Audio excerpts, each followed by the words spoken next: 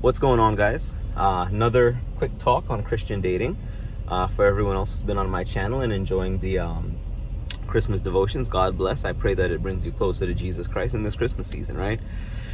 Now, this talk is generally for the youth who are a part of our youth group at Salvation Tabernacle, and if any other youth see it, God bless them also, right?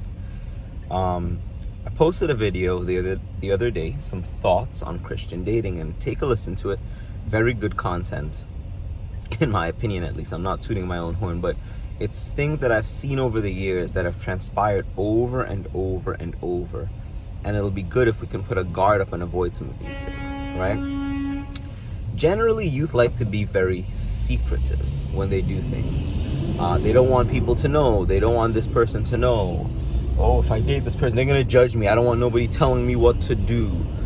And that attitude comes from an attitude of pride where the devil is using you. Pride where the devil is using you. How can you say the devil is using me? You're telling me that you're doing something in your life you don't want parents on both sides to know. You don't want your pastor to know. You don't want a youth leader to know. And you don't want all of your friends to know. I wonder why. I wonder why you don't want people to know. Is it because maybe you're doing something you shouldn't be doing? Is it because maybe you might be doing something wrong? Something that's displeasing to others, to God, right? Now, the truth is, if your pastors are ordained by God, and if your youth leaders are there and you believe in God, you go to a church, you attend that church, and you should believe that God has put them in place of leadership, why wouldn't you want them to know? And I'm not pointing, this is not for any specific person, I'm just seeing through the years that people tend to keep things a secret. If something is the way it is and you've messed up and you need to get it fixed, or you need to, whatever the situation is, and you need to make it right by making it known or making it better, you need to bring it out into the open. Darkness is not the way, and hiding is not the way to fix a situation. It's when light comes in. That light is Jesus. Jesus works through your leaders. The anointing flows down from your pastor to your youth leader to others. Keeping things a secret because you don't want your youth leaders to know. I wonder why. I wonder why. Some people might have already tuned off because this is a bit too harsh for them. They can't grow thick skin and they can't listen to the real facts of life. Number 2, if you're a young lady, show that you're worth something. Show that you're valuable. Don't let a guy come in, treat you any old way. I said that on my last video. But outside of treating you any old way, are you telling me that you're in a relationship with somebody or you're dating somebody and you don't know what they're gonna do 5 years from now? You're taking a gamble with your life, young lady. You're taking a gamble with your life, child. You're gonna get with a guy who has no goals and no plans. Oh, he's just 14, he's just 15, he's just 16, he's just 17, he's just 18. In Jewish culture, anyone over the age of 12 is considered an adult, is considered a man. Take a page from their books because they're very smart people. Are you telling me that you're so worth nothing in life that you just feel like you have no value, that you let any old scrub come in with no goals and no value? You might be saying, well, Stefan, what if I already said I wanted to date them? What if I already said this? So you're telling me that the person that you're dating does not love you enough to sit down and have a conversation with you and set some goals and make some plans? A plan to read the Bible. A plan to have a career. A plan to live a healthy lifestyle, right? Something I'm working on right now. Getting back to the place I need to be with my health. A plan to do things that benefits them in their life, where if the two shall become one and they get married, benefits the both of you and then your children? Oh, probably haven't thought about that. But you wanted to date because you want the popularity of dating someone. You want to be known to the world. You want to date because you want to feel like you belong to someone when you should belong to Jesus Christ. You want to date because you want to feel loved when God already loves you, but you just haven't accepted him fully into your life. So you need the things of the world to satisfy you. In this case, a boy. For the young ladies out there, you're not just a shoe that any old person can try on. Don't do anything you shouldn't do before marriage. If someone loves you, they will wait on you. If someone loves you, they will wait on you. If they will not wait on you, and they have to touch you inappropriately now, and they have to get their feelings in now because they don't want to wait on you, that's not love. They're operating out of feeling, and from the second that feeling changes, because at a time in their life, it will. If they're human, it will change. They will drop you like a hot potato. They will drop you and never come back. Young women, have value. Have value in yourself. Young men. Young men. I know this sounds like a rebuke to everyone. It's not a rebuke. Just listen to what I'm saying. Listen to what I'm saying for a second. Young men. What are your plans? What are your goals? What are your intentions for being in a relationship? Is it because you want to be known to be dating someone? Is it because you want to be popular amongst your friends? Do you really date that person because you love them?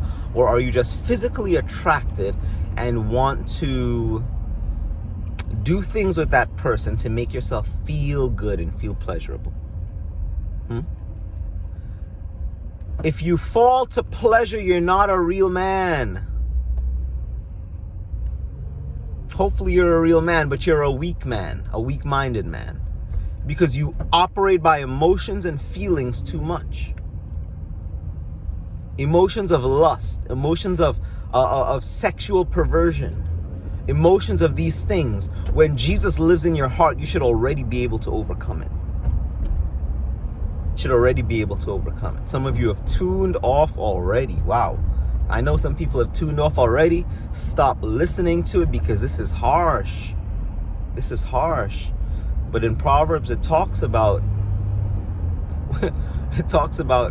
understanding that love comes with discipline. Right? Love comes with discipline. So I hope you're getting the gist of what I'm saying. Have some goals, have some plans. If you're dating someone that does not have these goals and plans, stop dating them. Stop talking to them. You shouldn't even be dating in the first place. You're under 18.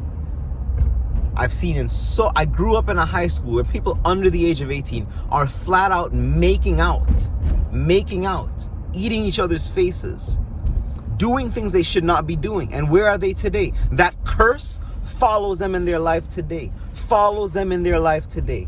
Still can't get married, suffering financially because of the feelings and the emotions they operated by. They wanted to be gangbangers back in the day, right? You wanted to be all tough back in the day. Where are you today? Where are you now? Some of them have changed their lives around. Some of them have gotten married because they give their hearts to God and change their behaviors and their ways and their actions. And they're different people then than now. Different people now than they were then. And then some people in the same old situation, doing nothing with their life, a whole lot of nothing, making a whole lot of nothing for income, having a whole lot of nothing for a relationship and a marriage.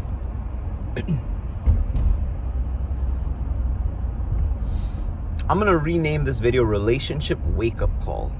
Relationship Wake Up Call.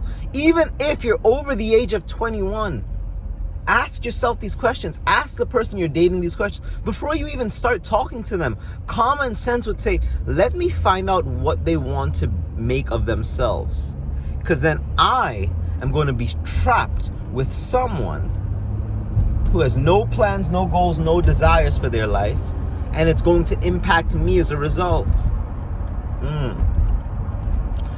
This is deep stuff. Some of you hopefully will get it. Some of y'all won't get it. Some of y'all will let this go through one ear, come out the next. Guys, wake up call for relationships and relationship rant. If you know me, I get passionate about certain subjects when I talk. So you know, hopefully I'm not yelling at you.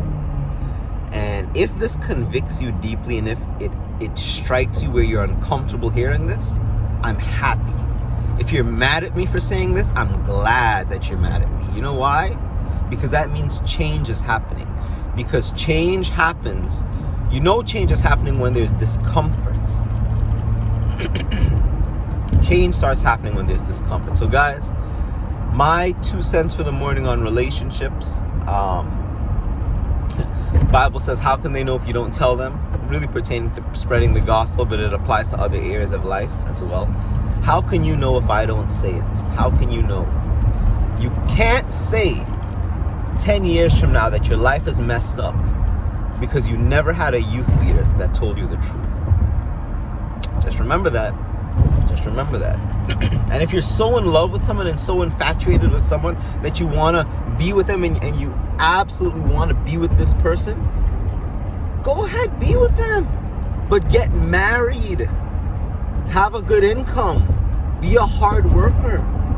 Love God. Seek God above everything else. And do it that way.